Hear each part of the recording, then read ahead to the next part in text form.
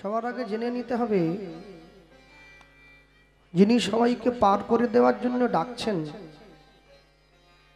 সেই ভবসিন্ধুর ঘাটটাই বা কোথায় আর ভবসিন্ধুটাই বা কি। মনে রাখবেন, আজকে ধরুন আপনাদের যে গ্রামে কীর্তন হচ্ছে এই গ্রামের পাশে কোনো নদী নেই, কিন্তু অনেক অনেক জায়গায় কীর্তন হয় যেখানে গ্রামের পাশে একটা নদী আছে। নদী পেরিয়ে মানুষজন আসে কীর্তন শোনার জন্যে। তো যে কমিটি কীর্তন করায় তারা তো সবার কাছে গিয়ে ভিক্ষা চায়। মানুষকে জীবনে দুবার ভিক্ষা চাইতে হয়, এক হচ্ছে মেয়ের বিয়ের সময়, আরেক হচ্ছে বাবা মায়ের শ্রাদ্ধের সময়। আরেকবার ভিক্ষা চাইতে হয় যখন হরিনাম দেওয়া হয়। ওই যে ভিক্ষাটা চাওয়া হয়, ওই ভিক্ষা যে চায় না, ওই ভিক্ষা চাওয়ার কিন্তু কোনো বৈজ্ঞানিক যুক্তি নেই যে কেন ভিক্ষা চাওয়া হয়। কারণ যে লোকটা নেপালগঞ্জ বাজারে যার প্রত্যেক দিন 1 লাখ টাকার মাগুর মাছ বিক্রি হয়, তার আবার ভিক্ষা চাওয়া কিসের? তো কোটিপতি সে মনে করলে নিজের বাবা মা কেন, গোটা গ্রামে যত লোকের বাবা মা মারা যাবে সে সবার শ্রাদ্ধের খরচ দিয়ে দিতে পারে, তার সেই পয়সা আছে। সে ভিক্ষা চাইতে গেছে কেন? তার ভিক্ষা চাওয়ার উদ্দেশ্য হচ্ছে যে পিতামাতাকে ভবসিন্ধুর ঘাটটা পার করে দেওয়ার জন্য যে সম্বলটুকু দরকার, সেই সম্বলটা জোগাড়ের জন্য ভিক্ষা করতে গেছে মানুষের দরজায়। আর হরিনাম সংকীর্তন হলে ভিক্ষা চাইতে হয় কেন? ভিক্ষা চাইলে উঁচু মাথা নিচু হয়, অহংকার দূরে যায়, তাই জন্য ভিক্ষা চাইতে হয়। এটা পূর্ব মহাজনগণ মুনি ঋষিগণ তারা আমাদের মাঝেই শিক্ষা দিয়ে গেছেন, যে শিক্ষাকে কেন্দ্র করে মানুষ আজ অবধি পথ চলে। তারা সেই নীতিতে বিশ্বাস করে, যার ভালো লাগে সে চায়, যার ভালো লাগে চায় না। তাহলে ভবসিন্ধুর ঘাটটা কোথায়? তা যে গ্রামে কীর্তন হচ্ছে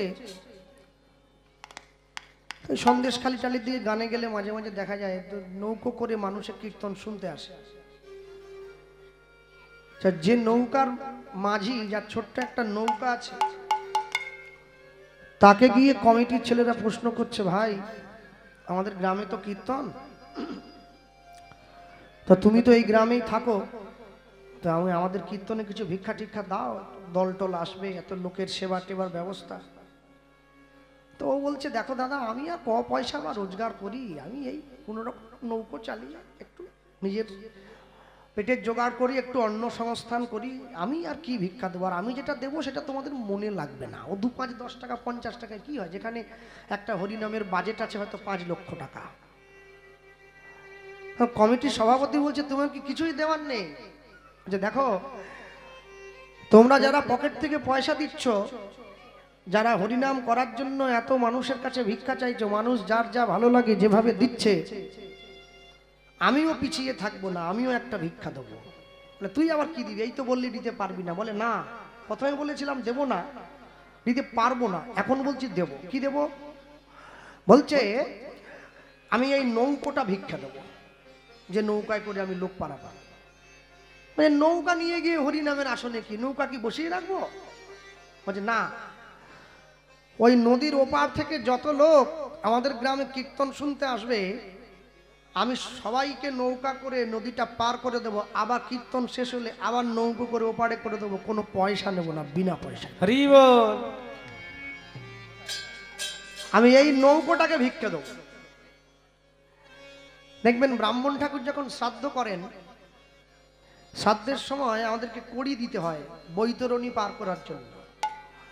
বৈতরণী হচ্ছে রক্তের নদী, যে নদী পার হয়ে ওপারে গেলে তারপরে সিদ্ধান্ত হবে, আমাদের কর্মের হিসেব নেওয়া হবে, সেই কর্ম অনুযায়ী আমরা আবার পৃথিবীতে আসব। স্থাবর বিংশতি লক্ষঞ্চ নবলক্ষঞ্চ জলজা কৃমিনাং রুদ্র লক্ষঞ্চ 10 লক্ষঞ্চ অন্ডজা পশুর নাঞ্চ 30 লক্ষঞ্চ চতুর্লক্ষঞ্চ মানবা। 80 লক্ষ জনই ভ্রমণ করে 4 লক্ষবার মানব জন্ম হবে।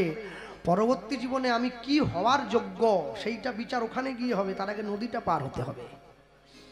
এই যে বৈতরণী বা রক্তের নদী, এই নদীটা পের হতে গেলে আমরা কড়ি দিয়ে দিলাম। এই নদী হচ্ছে আমাদের কর্মফলের নদী। আমরা সারা জীবন ধরে যে কর্ম করেছি সেই কর্ম যেখানে গিয়ে স্তূপ হয়েছে সেই নদীটা আমাদের পেরিয়ে যেতে হবে। কেন? কর্মের হিসেব দিতে হবে। হিসেব না দিলে নদী পেরোনো যায় না। কেন? দেখবেন অনেক মানুষ আছে দুপুরবেলা খাওয়া দাওয়া করে বিছানায় গিয়ে শুয়েছে, ঘুমের মধ্যে প্রাণটা চলে গেল, কত সুন্দর মৃত্যু। আর এমনও মানুষ আছে 10 বছর বিছানায় পড়ে আছে, পায়খানা পেচ্ছাপ করে গায়ে মেখে নিচ্ছে, মরতে চায় কিন্তু মরে না। বুঝতে হবে কর্মের হিসেব দিচ্ছে। কর্ম বড় খারাপ। কর্ম যদি আপনি খারাপ করেন আপনি কোনোদিন ভালো ফল পাবেন না। তাই বৈষ্ণব মহাজন সবাইকে বলছেন, কে যাবি ভাই ভবসিন্ধু পার। ভগবান 10 বার এসেছেন, সত্যযুগে 5 বার, মৎস্য কুর্ম বরাহ নৃসিংহ বামন সত্যযুগে। ত্রেতা যুগে 2 বার রাম পরশুরাম। দাপর যুগে 1 বার কৃষ্ণ। কলিযুগে গৌতম বুদ্ধ হয়ে 1 বার এলেন অবতার, আরেকবার আসবেন উড়িষ্যার সম্বলপুরে বিষ্ণু যশা ব্রাহ্মণের ঘরে কল্কি অবতার রূপে। শ্রীমদ্ ভাগবত সেই কথাই বলছে।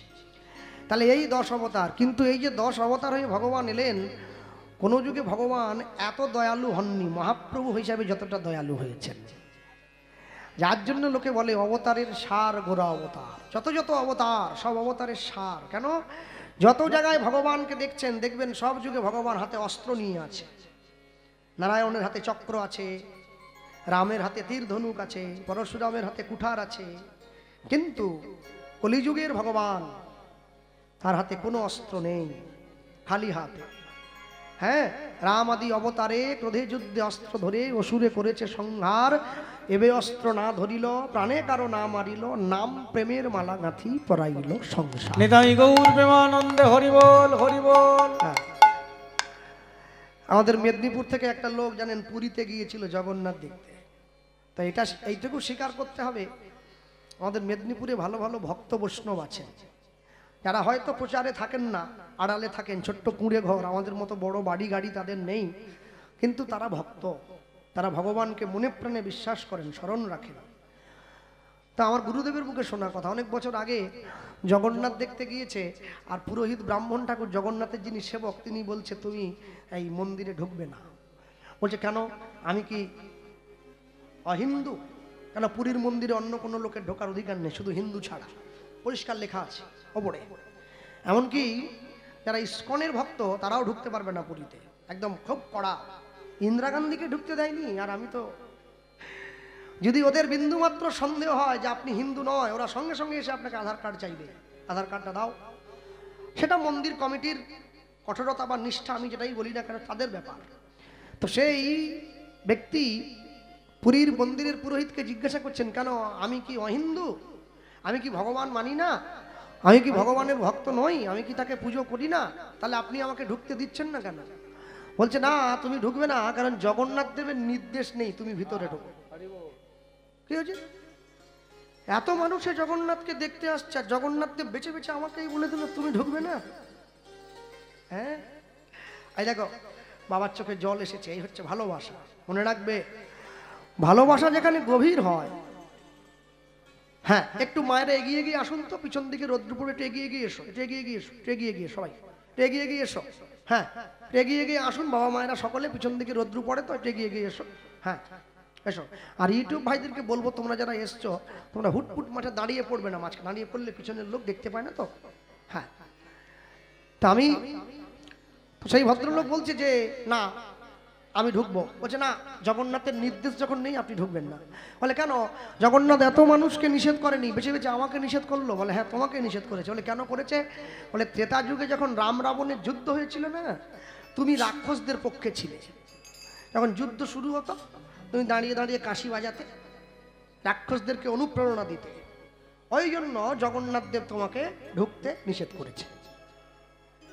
যেই বলেছে তো সেই লোকটা আনন্দের সঙ্গে বলছে, বাহ, তাহলে আর আমার জগন্নাথ দেখে কাজ নেই, আমি বাড়ি যাই। দেখলাম না তোমাদের জগন্নাথকে, ওরকম ঠাকুর আমার দেখার দরকার নেই। যাও জগন্নাথকে বলো একা একা মন্দিরে বসে থাক। তো বাকি লোকের এসে বলছে কি হলো, তোমার কষ্ট হচ্ছে না, তোমাকে ঢুকতে দিল না। বলে কেন হবে, কেন হবে? ত্রেতা যুগ থেকে জগন্নাথ দেব যার মুখটা মনে রেখেছে তার আবার কষ্ট কিসে? আমি জগন্নাথকে দেখতে পারিনি, জগন্নাথ তোমায় লক্ষ্য রেখেছে, এর থেকে বড় আনন্দ কি হতে পারে? তাহলে আমি জগন্নাথকে দেখতে পারি, জগন্নাথ তোমায় দেখছে, এতেই আমার সব পাওয়া হয়ে গেছে। মনে রাখবে, যখন গুরুদেবের নাম স্মরণে বসবেন, তখন যদি কোনো কারণে গুরুদেবের বদনটা আপনার মনে পড়ে, আপনি জানবেন আপনার নাম স্মরণ হয়ে গেল। কেন? গুরুদেবের মুখ যদি শিষ্য ভজন করার সময় মনে করে, এতে শিষ্যের সকল অপরাধের ক্ষমা হয়ে যায়, শিষ্য প্রাণ ভরে তার নাম গাইতে পারে, কোনো দোষ ত্রুটি সেখানে থাকে না। কে যাবি ভাই ভব সিন্ধু পার, ধন্য কলিযুগ ধন্য চৈতন্য অবতার। মানুষের দরজায় এসে হাত জোড়ো করে মানুষের সামনে, মানুষের পায়ে পড়ে, মানুষকে বুকে জড়িয়ে ধরে, সেটা কিচ্ছু করতে হবে না, তুমি একবার শুধু কৃষ্ণ বলো, আর কিচ্ছু তোমার কাজ নেই। মহাপ্রভু কোথাও বলেননি যে আমার নাম করবে, একবারও বলেননি, বলেছে তোমরা কৃষ্ণ নাম করবে। মানুষ তাকে ভালোবেসে তার নাম করে। প্রভু আমরা কৃষ্ণ বলবো না, আমরা তোমার নামটা আগে বলবো। কেন জানো? গোবিন্দের গো আর রাধার রা পাশাপাশি বসিয়ে হয়েছে গোরা। যদি আমরা তোমার নাম বলি, রাধা কৃষ্ণ দুজনকেই পাবো, তাই আমরা তোমার নামটা সেই জন্য তো মহাপ্রভুকে রাধা গোবিন্দের সম্মুখে বসিয়ে সেবা দেয় তার ভালোবাসার মানুষ। মনে রাখবেন, আপনি বাসি কাপড়ে থাকুন, ধোয়া কাপড়ে থাকুন, শুয়ে থাকুন, বসে থাকুন, কাজ করুন, হাসুন, খেলুন, গল্প করুন, তাস খেলুন, যেখানে যান মহাপ্রভুর দেওয়া কৃষ্ণ নাম আপনি সব সময় করতে পারেন, এতে কোনো বাধা নেই, কোনো বাধা নেই। যখন ভালো লাগবে তখন করবেন, যখন ইচ্ছা হবে তখন গাইবেন। রামকৃষ্ণদেব গিরিশ ঘোষকে বলেছিলেন, গিরিশ যখন স্ত্রীর সঙ্গে একান্তে বসে ভালোবাসার কথা বলবি, তখনও একবার মায়ের নাম নিয়ে নিবি, দেখবি মা তোকে কৃপা করবে। কেন? ভালো যদি বাসতে হয় অন্তর থেকে বাসো, লোক দেখানো ভালোবাসা দিয়ে লাভ নেই। বৈষ্ণব মহাজন লিখছেন কি, ওগো আমার চৈতন্যের ঘাটে, হলুধ্বনি,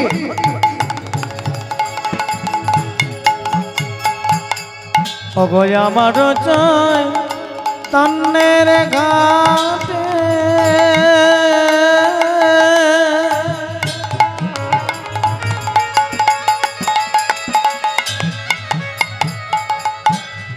যে সকল ভক্তমণ্ডলী ভক্তিমতী মায়েরা বসে আছেন, একে অপরের দিকে তাকিয়ে দেখুন। আপনারা কিন্তু সকলে সুস্থ, চোখ আছে, মুখ আছে, হাত আছে, পা আছে, সব সুস্থ। বৈষ্ণব মহাজন লিখছেন, যারা অন্ধ, যারা আতুর, যারা খোঁড়া, যারা বোবা, যারা কালা, তারা যদি গৌরাঙ্গের চরণ পেতে পারে, তোমরা কেন পাবে না? আমারও চৈতন্যের ঘাটে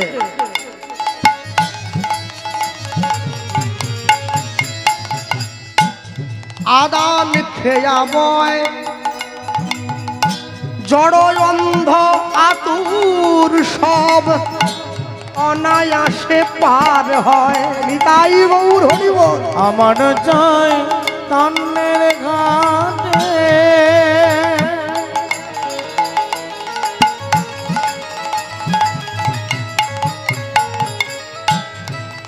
নিদান খেয়াব আতুর যারা সকল জি পারাপার হয়। ওগো আমার চৈতন্যের ঘাটে,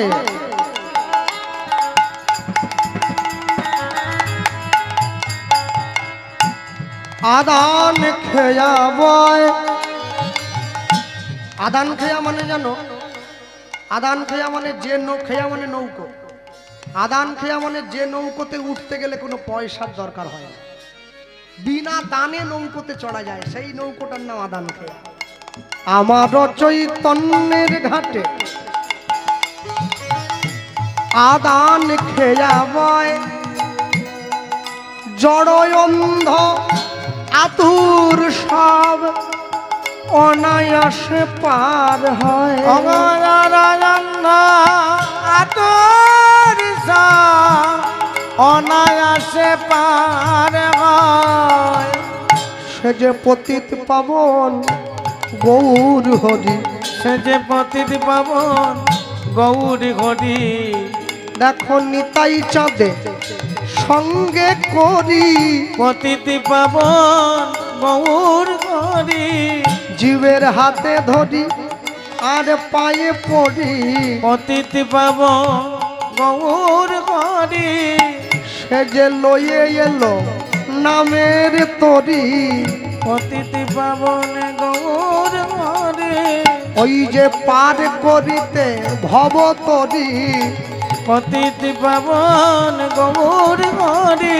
জীবের হাতে ধরি আর উদ্ধার করি। ওই না পতিত পাবন গৌর হরি। দেখো রাধা কৃষ্ণ এক করি, পতিত পাবন গৌর হরি। যে না হরি হয়ে বলছে হরি হরি বল।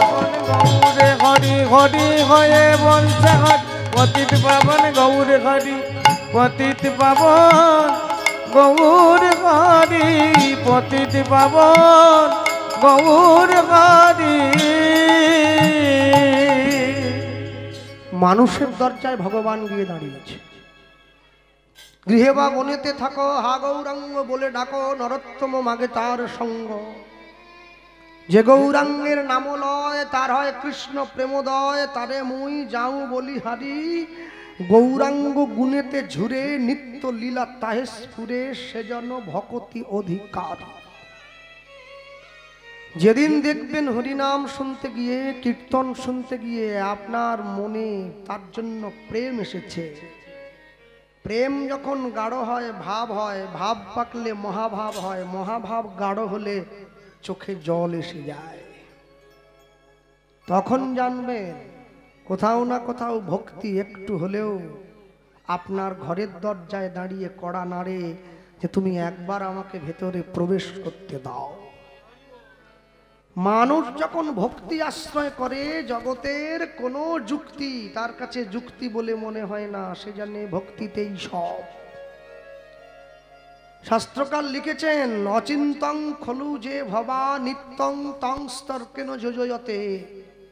তর্কের দ্বারা ভগবত কথা হৃদয়ঙ্গম করা যায় না। তর্ক করলে কোনোদিন ঈশ্বরের কথা অনুভব হয় না। যে ভগবানকে ভালোবাসে সে কোনোদিন তর্ক করে না, যে ভালোবাসে না সেই ঝগড়া করতে ছুটে যায়। দেখবেন গ্রামের সব থেকে বয়োজ্যেষ্ঠ মানুষ যাকে সবাই সম্মান দেয়, কোনো সভা হলে কোনো মিটিং হলে যাকে সবার আগে উঠে দাঁড়িয়ে বড় আসনটা ছেড়ে দেওয়া হয় যে আপনার কথাটাই শেষ কথা, সেই মানুষটা কিন্তু আমাদের মতো করে লাঠি সোটা নিয়ে ঝগড়া করতে ছুটে চলে যায় না সবার। সে এক কোণে বসে থাকে, সবাই যখন ক্লান্ত হয়ে পড়ে সে আস্তে করে একটা ছোট্ট কথা বলে দেয়, সব ঝামেলা মিটে যায়। কেন? মনে রাখবেন, মানুষ যখন ভক্তি আশ্রয় করে ভগবানকে ভালোবাসবে, জগতের কোনো নিন্দা তার কানে আর প্রবেশ করে না। কারণ সে জানে যে এই জগতে যত মানুষ আছে সবাই আমরা ভগবানের দাসত্ব স্বীকার করেছি। আজ নয় কাল, কাল নয় পরশু, এক না একদিন ঠিক আমাকে তার চরণে শরণ নিতেই হবে। এই তো ভোট এসে গিয়েছে কদিন পরে, তো রাস্তাঘাটে যেখানে দেখা হয় পুলিশ শুধু আমার গাড়িটা ঘেরে, তা আমি সামনে বসি। প্রথমে তো বোঝে না, যেই কাঁচটা খুলি সঙ্গে সঙ্গে ও আপনি, আপনাকে তো নেওয়াই যাবে না, হরে কৃষ্ণ আসুন। আমার মা বললো একটা কাগজ করে নে থানা থেকে, যাতে পুলিশে না ধরে, আমি কীর্তন করি তো গান থাকে। তো থানায় গিয়েছি কাগজ করতে, তো যে অফিসারের কাছে কাগজটা বানাবো তিনি দেখি টেবিলে বসে বসে আমার গান শুনছে। তারপরে আমি আস্তে করে বললাম, স্যার আসবো? আসুন। গেলাম, তাকাইনি আমার দিকে, বললাম স্যার আমার বাড়ি হচ্ছে পশ্চিম মেদিনীপুর, আমার থানা হচ্ছে ডেবরা। বললাম স্যার একটা কাগজ করব, ভোটে গাড়িটা সব জায়গায় নিচ্ছে। হ্যাঁ দেন না, সরকারকে সাহায্য করবেন না, গাড়ি দিন। না দিলে হয় নাকি? বছরে একবার।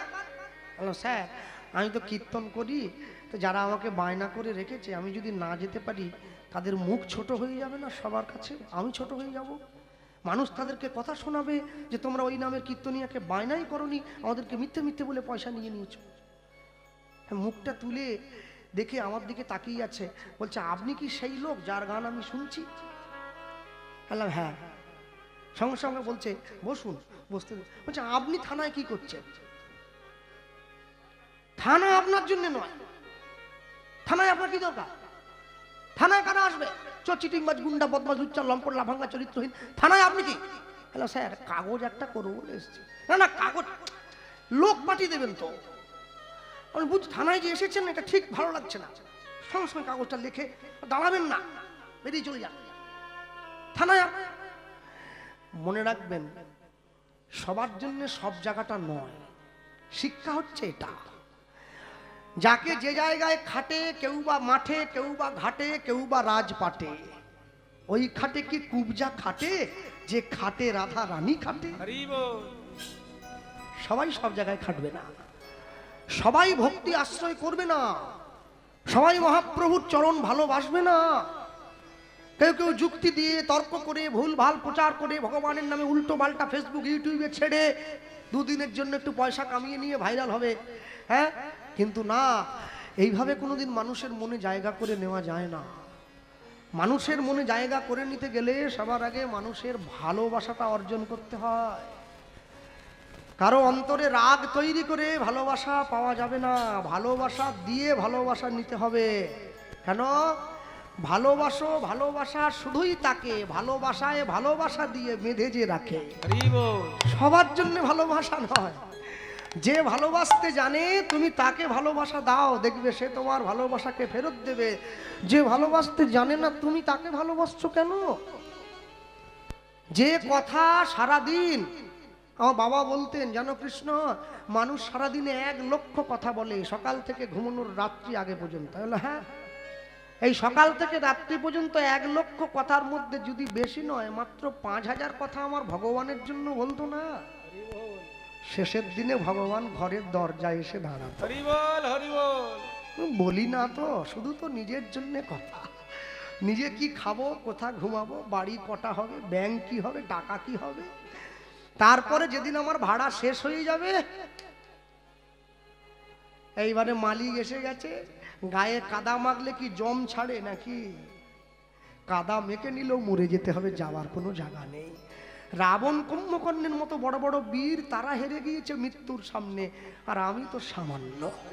হ্যাঁ, ভারত যেদিন বিশ্বকাপ ফাইনালে হেরে গেল অস্ট্রেলিয়ার কাছে, লোকে কত গালমন্দ করছে।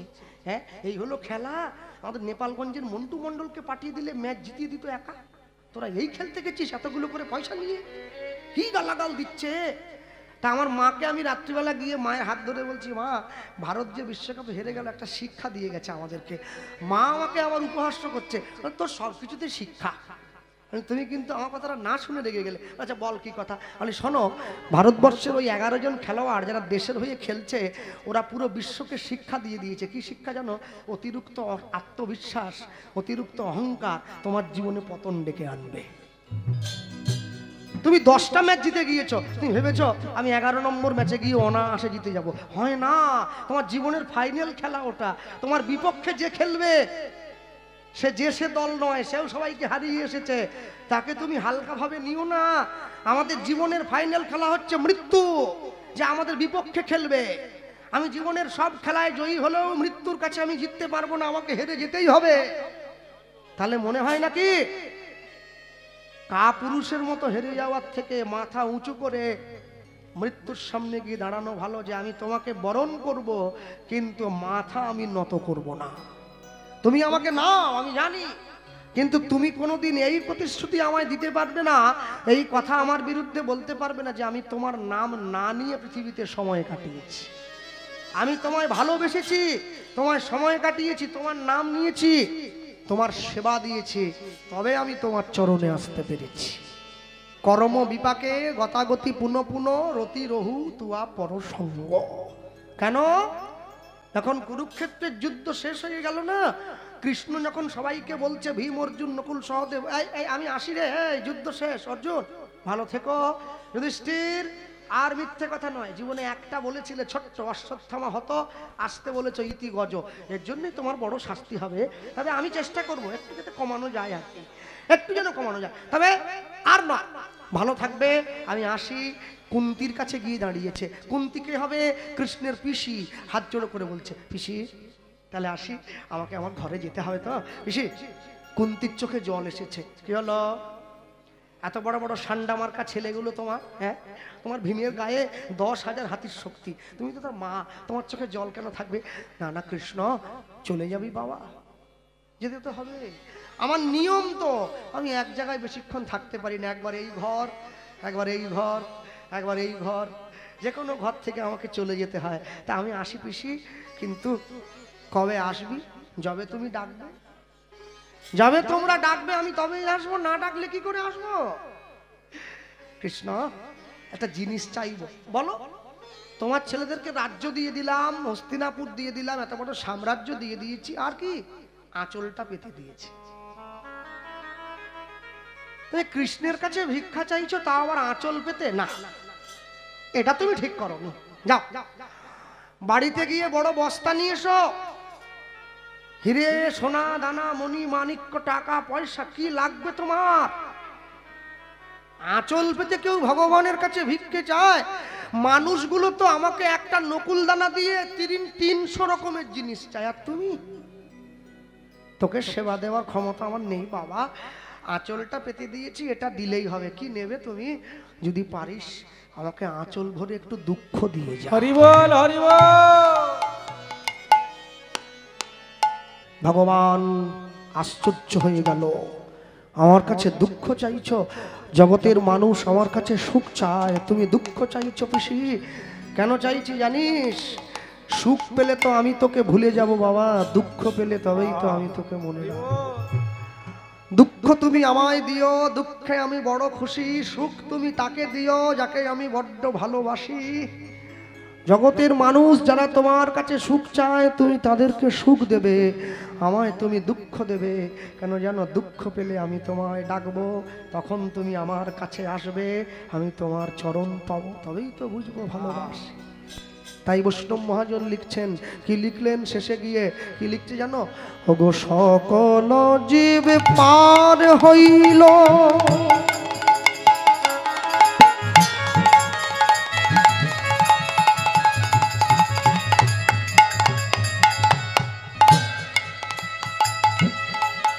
প্রেমের বাতাসে, ওগো সকল জীব পার হইল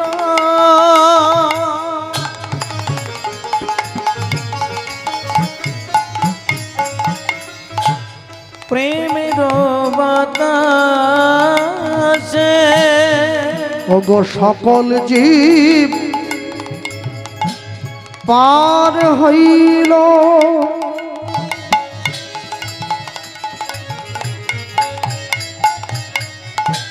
প্রেমের বাতাসে, শুধু লোচন দাস পড়িয়া রইল আপনার দোষে। অগলোচন দাস পড়িয়া রইল আপনার দোষে। দাস লোচন পড়িয়া রইল আপনার দোষে। দাস লোচন পড়িয়া রইল আপনার দোষে। বলি আমার ভাগ্যে হলো না গো, বলি আমার ভাগ্যে হলো না গো, বলি আমার ভাগ্যে হলো না গো, আমার ভাগ্যে হলো না গো। বলি সবাই তোমার নাম পেল, আমার ভাগ্যে হলো না গো। বলি আমি পতিত রইলাম পড়ে, আমার ভাগ্যে হলো না গো। এমন পতিত পাবন অবতারে, আমার ভাগ্যে বলি আমি পতিত রইলাম পড়ে, আমার এমন পতিত পাবন অবতারে, আমি পতিত পতিত পড়ে রইলাম।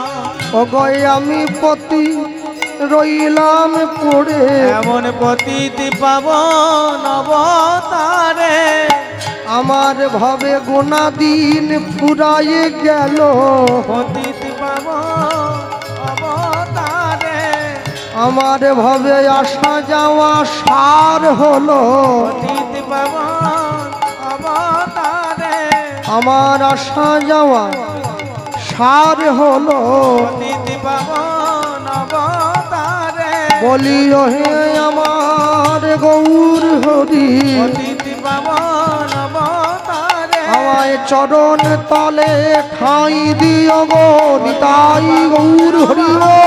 চরণ তলে ঠাঁই দিও, পতিত পাবন অবতারে, পতিত পাবন অবতারে, বলি লোচন পড়িয়া রইল আপনার দোষে,